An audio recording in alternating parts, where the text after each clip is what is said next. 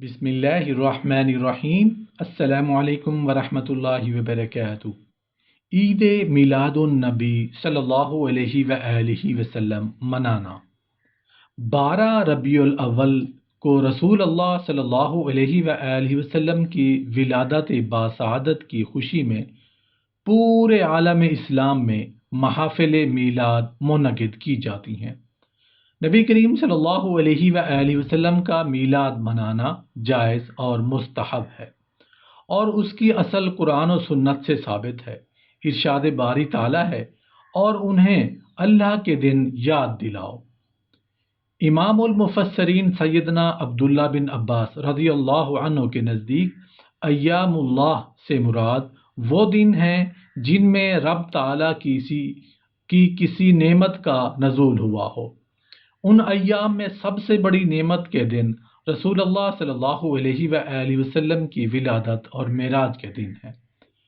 ان کی یاد قائم کرنا بھی اس آیت کے حکم میں داخل ہے۔ بلا شبہ اللہ تعالیٰ کی سب سے عظیم نعمت نبی کریم صلی اللہ علیہ وآلہ وسلم کی ذات مقدسہ ہے۔ ارشاد ہوا، بے شک اللہ کا بڑا احسان ہوا مسلمانوں پر کہ ان میں انہوں نے ایک رسول بھیجا۔ رسول اللہ صلی اللہ علیہ وآلہ وسلم تو وہ عظیم نعمت ہیں کہ جن کے ملنے پر رب تعالیٰ نے خوشیاں منانے کا حکم بھی دیا ہے۔ ارشاد ہوا ہے، اے حبیب تم فرماؤ یہ اللہ ہی کے فضل اور اسی کی رحمت سے ہے، اور اسی پر چاہیے کہ خوشی کریں، اور وہ خوشی منانا ان کے سب دھن دولت سے بہتر ہے۔ خلاصہ یہ ہے کہ عید میلاد منانا لوگوں کو اللہ تعالیٰ کے دن یاد دلانا بھی ہے، اور اس نعمت کے ملنے کی خوشی منانا بھی۔ اگر ایمان کی نظر سے قرآن و حدیث کا مطالعہ کیا جائے تو معلوم ہوگا کہ ذکر میلاد مصطفیٰ صلی اللہ علیہ وآلہ وسلم اللہ تعالیٰ کی سنت بھی ہے، اور رسول کریم صلی اللہ علیہ وآلہ وسلم کی سنت بھی۔ سورہ آل عمران کی آیت نمبر 81 میں ملاحظہ کر سکتے ہیں کہ رب ذوالجلال نے کم و بیش 1,24,000 انبیاء کرام کو محفل میں اپنے پیارے حبیب جناب محمد رسول اللہ صلی اللہ علیہ وآلہ وسلم کی آمد اور فضائل کا ذکر فرمایا۔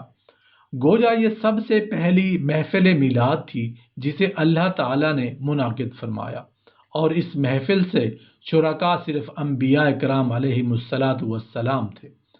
حضور صلی اللہ علیہ وآلہ وسلم کی دنیا میں تشریف آوری اور فضائل کا ذکر قرآن کی متعدد آیات کریمہ میں موجود ہے۔ رسول اللہ صلی اللہ علیہ وآلہ وسلم کے مبارک زمانہ کی چند محافل میلاد کا ذکر ملاحظہ فرما لیجیے۔ رسول اللہ صلی اللہ علیہ وآلہ وسلم نے خود مسجد نبوی میں ممبر پر شریف پر اپنا ذکر ولادت فرمایا۔ آپ نے حضرت حسان رضی اللہ عنہ کے لیے ممبر پر چادر بچھائی اور انہوں نے ممبر پر بیٹھ کر نعت شریف پڑھی۔ پھر آپ نے ان کے لیے دعا فرمائی۔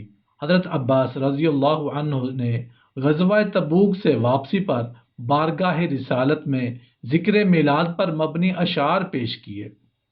اسی طرح حضرت کعب بن زبیر، سواد بن قارب، عبداللہ بن رواح، کعب بن مالک اور دیگر صحابہ کرام رضوان اللہ تعالی علیہم اجمعین کی نعتیں کتب احادیث سیرت میں دیکھی جا سکتی ہیں۔ بعض لوگ یہ وسوسہ اندازی کرتے ہیں کہ اسلام میں صرف 2 عیدیں ہیں، لہٰذا تیسری عید حرام ہے۔ اس نظریہ کے باطل ہونے کے متعلق قرآن سے دلیل لیجئے۔ ارشاد باری تعالیٰ ہے، عیسیٰ بن مریم نے عرض کی، اے اللہ، اے ہمارے رب، ہم پر آسمان سے ایک کھانے کا خوان اتار کہ وہ ہمارے لیے عید ہو، ہمارے اگلوں پچھلوں کی۔ صدر الافاضل فرماتے ہیں، یعنی ہم اس کے نزول کے دن کو عید بنائیں، اس کی تعظیم کریں، خوشیاں منائیں، تیری عبادت کریں، شکر بجا لائیں۔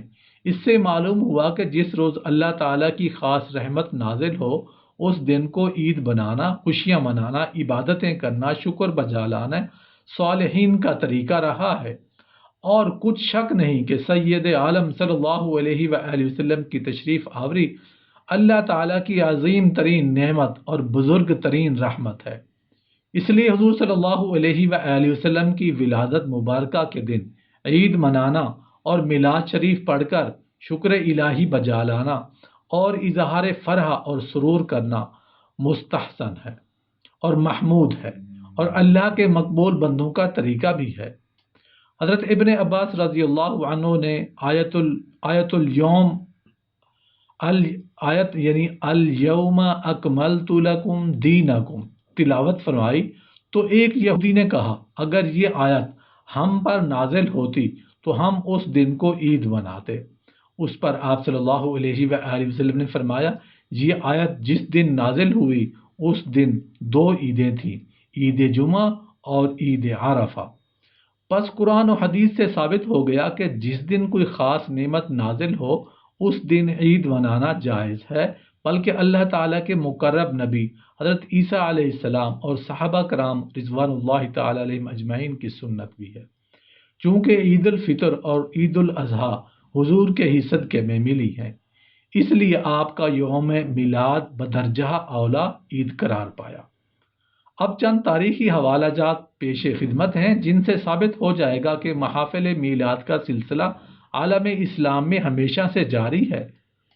محدث ابن جوزی فرماتے ہیں کہ مکہ مکرمہ، مدینہ طیبہ، یمن، مصر، شام اور تمام عالم اسلام کے لوگ مشرق سے مغرب تک ہمیشہ سے حضور اکرم صلی اللہ علیہ وآلہ وسلم کی ولادت باسعادت کے موقع پر محافل میلاد کا انعقاد کرتے چلے آ رہے ہیں۔ ان سب سے زیادہ اہتمام آپ صلی اللہ علیہ وآلہ وسلم کی ولادت کے تذکرے کا کیا جاتا ہے، اور مسلمان اور محافل کے ذریعے اجر عظیم اور بڑی روحانی کامیابیاں پاتے ہیں۔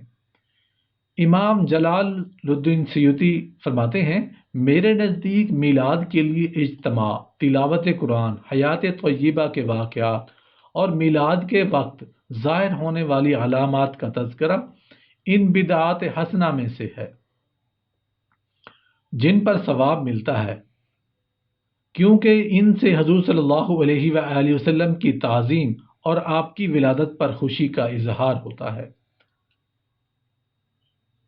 امام قسطلانی شارح بخاری میں فرماتے ہیں کہ ربیع الاول میں تمام اہل اسلام ہمیشہ سے میلاد کی خوشی اور محافل منعقد کرتے رہے ہیں۔ محفل میلاد کی یہ برکت مجرب ہے کہ ان کی وجہ سے سارا سال امن سے گزرتا ہے اور ہر مراد جلد پوری ہوتی ہے۔ اللہ تعالیٰ اس شخص پر رحمتیں فرمائے جس نے ماہ میلاد کی ہر رات کو عید بنا کر ایسے شخص پر شدت کی جس کے دل میں مرض و عناد ہے۔